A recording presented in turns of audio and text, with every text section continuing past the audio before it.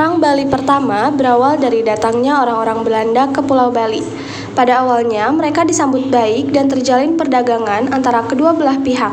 Sayangnya, mulai muncul ketidakpahaman dan ketegangan dari waktu ke waktu. Pada tahun 1841 dan 1843, terjalin persetujuan antara Kerajaan Bali setempat dan pemerintahan Hindia Belanda. Namun, persetujuan ini tidak diterima secara baik oleh rakyat Bali dan Kerajaan Buleleng. Salah satu persetujuan yang dibuat adalah menghilangkan tradisi hak tawan karang. Hak tawan karang adalah tradisi Bali yang menyebutkan bahwa kapal beserta isinya yang karam dan terdampar di pesisir Bali akan diambil oleh raja setempat. Setelah dibujuk oleh Belanda, hampir semua raja Bali menerima perjanjian tersebut.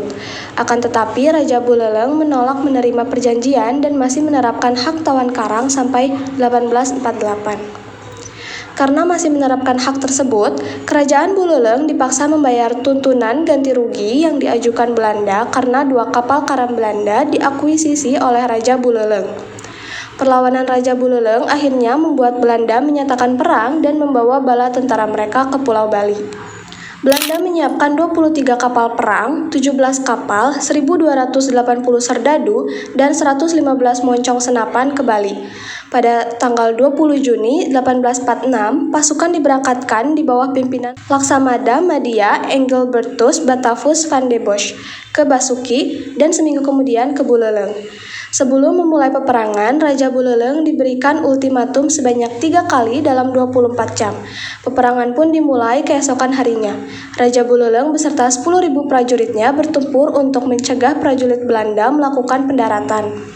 Namun, karena persenjataan Belanda yang lebih lengkap dan modern, para pejuang Bali mengalami kekalahan dan kesulitan membalikan keadaan. Prajurit Belanda berhasil mendarat dan menyerang daerah persawahan hingga pada akhirnya mereka berhasil menaklukkan kota Singaraja, ibu kota Buleleng. Akhir perlawanan Bali, kekalahan tersebut membuat Raja Buleleng, I Gusti Ngurah Made dan Ketut Jelantik terpaksa mundur ke daerah Jagaraga.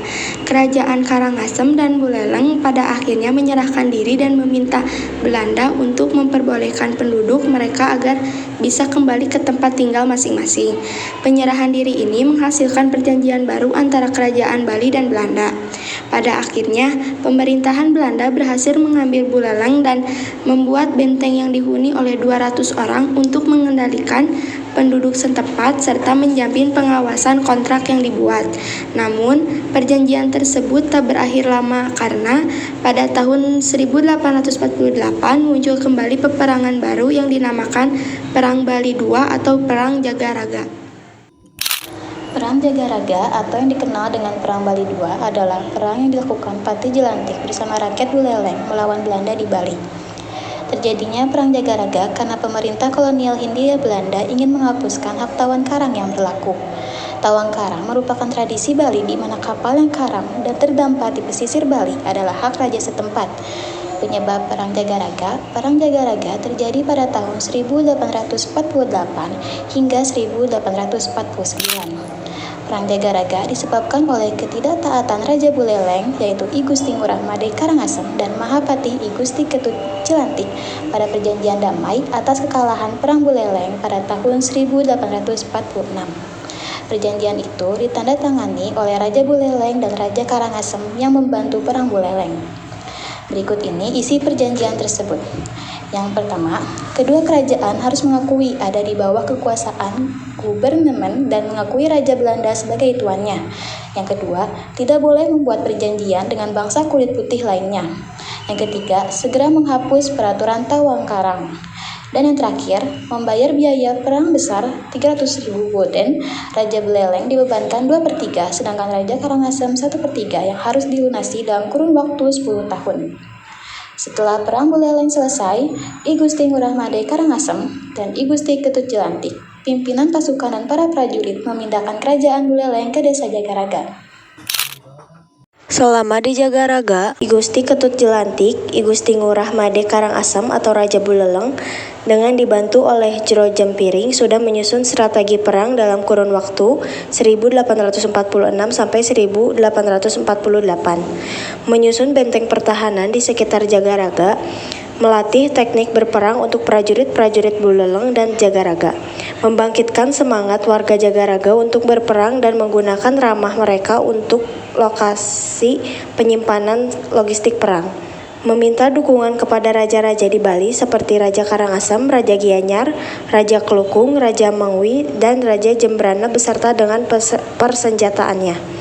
Strategi perang yang digunakan adalah Supit, Surang, Makara, Wiyuhana, yaitu strategi perang yang digunakan oleh Prabu Yudhistira dalam cerita Bharatayuda. Perang Jagaraga pertama pada tanggal 8 Juni 1848, Belanda melakukan penyerbuan melalui pelabuhan Sangsit dengan kekuatan 22 kapal perang yang dilengkapi meriam. Dalam aksi ini, sebanyak 250 serdadu Belanda tewas. Hal ini menandai kekalahan Belanda pada Perang Jagaraga pertama. Setelah kemenangan Perang Jagaraga pertama, I Gusti Ketut Jelantik menyadari bahwa Belanda akan melakukan serangan balasan.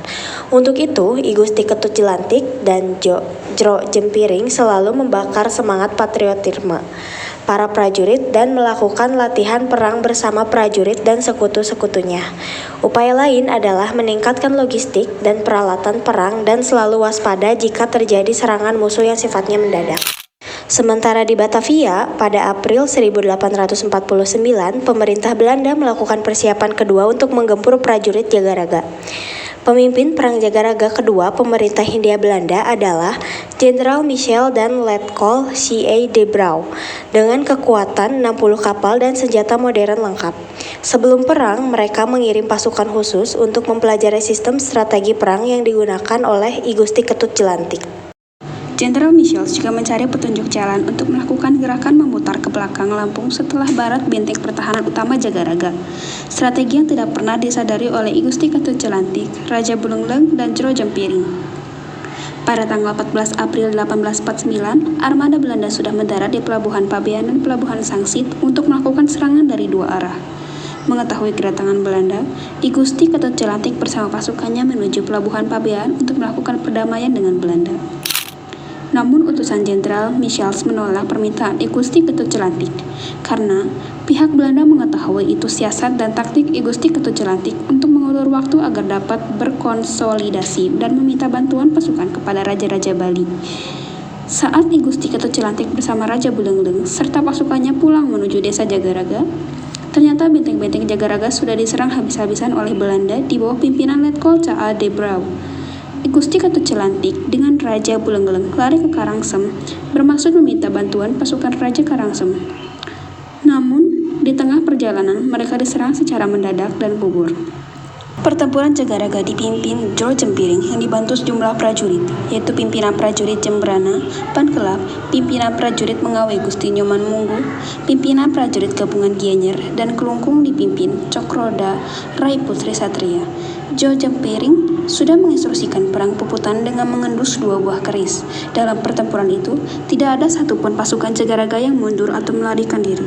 Hasil pertempuran ini, semua pasukan Jagaraga gugur dan bentang Jagaraga jatuh ke tangan Belanda pada tanggal 19 April 1849. Sejak saat itu, Belanda berhasil menguasai Bali Utara.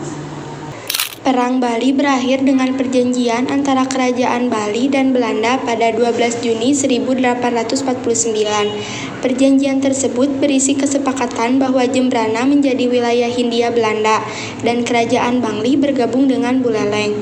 Perjanjian ini didasarkan pada beberapa hal yaitu 1. Kerajaan Karangasem dan Buleleng menyerahkan diri.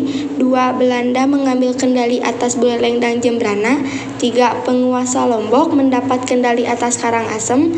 Yang terakhir, Belanda mendirikan kantor pusat di Singaraja.